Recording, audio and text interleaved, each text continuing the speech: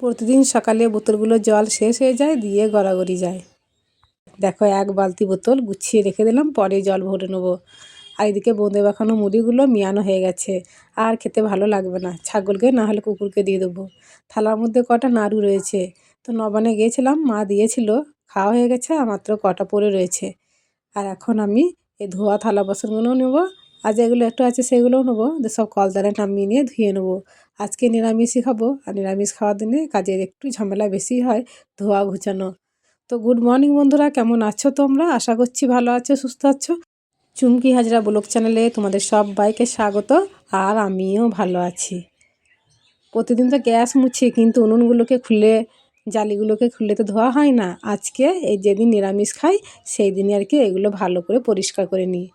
তো দেখো, জায়গাটা সব মুছা হয়ে গেল, ওইদিকে বাসনগুলো সব নামিয়ে দিয়েছি। এইবার সব একটা একটা করে ধুয়ে রেখে দেবো, আর কোনো অসুবিধা হবে না কো। জায়গাটা তো পরিষ্কার করা হয়ে গেল।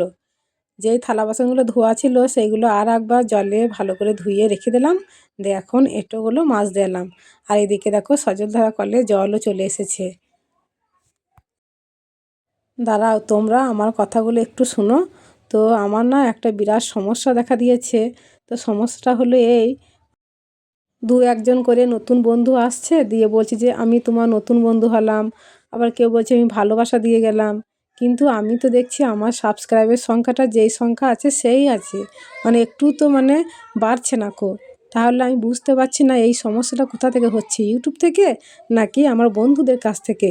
মানে আমি একটা বিরাট বিপাকে পড়ে গেছি, আমি যে কী করব বুঝতে পারছি না কো। কিন্তু আমার খুব খারাপ লাগছে। যারা নতুন বন্ধু হতে চাইছো আমার সঙ্গে, তাদেরকে বলি, তো সবাইকে বলবো যে তোমরা নিয়ম মেনে এসো। ইউটিউবে যে একটা নিয়ম আছে সেই নিয়ম মেনে আসবে। তোমাদের পরিবারে আমিও নিয়ম মেনে যাব। আমরা তো সবাই এখানে কাজই করতে এসেছি, ধরতে গেলে এটাও একটা কাজই করছি আমরা বাড়িতে বসে বসে। যাই হোক না কেন, তো সবাই তো কষ্ট করে, প্রচুর কষ্ট করে। যারা আমাদের মতো ডেলি ব্লগ করো তারা তো সবাই কষ্ট করে। সেই কষ্টর মূল্য যদি আমরা নিজেরাই না বুঝি অন্যের ক্ষেত্রে, তাহলে আর কে বুঝবে বলো? দেখো, তোমাদের সঙ্গে আমার সমস্যার কথা বলতে বলতে আমার সব বাসনগুলো ধোয়া হয়ে গেল। এই পৌষ মাস পড়া থেকে আমাদের এইদিকে এত ঠান্ডা পড়ে গেছে না, প্রচুর ঠান্ডা পড়ে গেছে। সকালে কাজ করতে খুব অসুবিধা হচ্ছে, কষ্টও হচ্ছে, কিন্তু কিছুই তো করার নেই, কাজগুলো তো করতে হবে। সকালবেলায় বাসি ঘর দুয়ার যদি পড়ে থাকে কত নোংরা লাগে বলো তো। তো আমরা একটু বেলা করেই কাজ করতে লাগি প্রতিদিনই, তো সেই জন্য কাজ করতে বেলাই হয়। তো কিচ্ছু করার নেই গো, শীতকালে অমনটাই হবে। তো আমার মতো মনে হয়, আশা করি অনেকেই করে, শীতেতে দেরি দেরি করে কাজে লাগে। তো দেখো, সব বাসনগুলো জায়গা মতো গুছিয়ে রেখে দিয়ে এখন গোলা বালতিটা ধুয়ে নিচ্ছি। সকালবেলায় এই লাল বালতিতে গোলা গুলে, মানে দুয়ারে দুয়ারে মারুলি দিতে হয়, ঠাকুরতলায় মারুলি দিয়ে আসে। আমার শাশুড়ি এই কাজটা বেশি করে, আমি খুবই কম করি। এখন নাতাগুলোকে ধুয়ে রেখে দিচ্ছি, আর বালতিতে তো সব জল ভরা আছে, অসুবিধা নেই। আমি তো চাদর টুপি গায়ে নিয়ে কাজ করছি আস্তে আস্তে। আর ওই বাড়ি মেজমা দেখছো, কিচ্ছুটি গায়ে নেয়নি কো, তাই ছুটে বেড়াচ্ছে কাজের জন্য।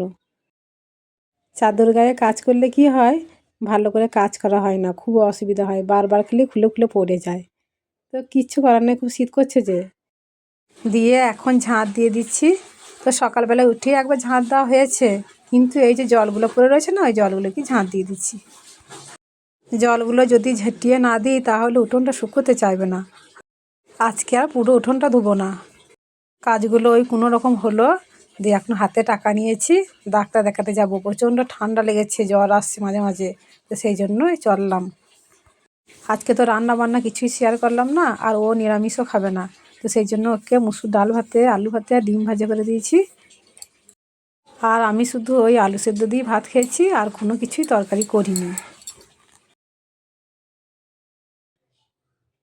ছেলেটা এইমাত্র বাড়ি এলো, দিয়ে মাছ আর শামুক দিয়ে পাঠিয়েছে আমার মা, মানে আমার ভাই ধরেছে। তো অনেকগুলো ধরেছে আর কি, দিয়ে দিয়েছে কটা চ্যাং মাছ। দুটো আবার মরা মরা করা হয়ে গেছে, মানে মরে যায় না, এখনও জ্যান্তই আছে। আর এদিকে ধনে পাতাগুলো দেখো গড়াগড়ি যাচ্ছে, এক বোঝা এনেছে বিকেল বেলাতে। আমার শাশুড়ি বসে বসে আটা মাখছে, রেশনের আটা। তো লুচি খাবে আর কি, খেতে মন হয়েছে। এইরকম আবহাওয়ার জন্যে আমাদের এদিকে আবহাওয়াটা খুব মেঘ মেঘ, আর খুব শীত পড়ে গেছে তো, দিয়ে বসে বসে আটা মাখছে। আর আমার বিকেলে সব কাজকর্মগুলো হয়ে গেল। বিকেলে কাজকর্ম হয়ে গেল, চলো একটু বাইরে দিয়ে ঘুরে আসি, আর তোমাদেরকেও একটু দেখিয়ে নিয়ে আসছি যে আমি কোথায় চললাম।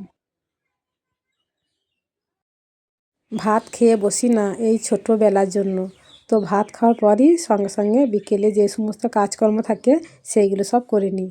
দিয়ে এই চুল টুল আঁচড়ে ফ্রেশ হলাম, দিয়ে এই একটু সময় পেলাম, এবারে একটু দাঁড়াবো, গল্প করব, এইসব করব। তো এই যে এলাম মেজমাদের বাড়ি, দেখছি বসে বসে ব্লাউজ খাটাইছে। তা আমি সেই জন্য বলছি, কি ব্লাউজ নিয়েছেন? এখন তো শীত পড়ে গেছে, তো সেই জন্য ওই হাত পর্যন্ত ব্লাউজ নিয়েছে। এই যে দেখাইছে ছাপা ব্লাউজগুলো, দেখতে বেশ ভালো। তা আমি সেই জন্য মেজমাকে জিজ্ঞাসা করছি যে কত দাম নিয়েছে গো ব্লাউজটা। আর সব সময় কাশি হয়েই যাচ্ছে, ওষুধ নিয়ে এসেছি খাচ্ছি, আবার রাত্রে খাবো। এইদিকে দেখছি আমার শাশুড়ি লুচিগুলো সব বেলাও হয়ে গেছে।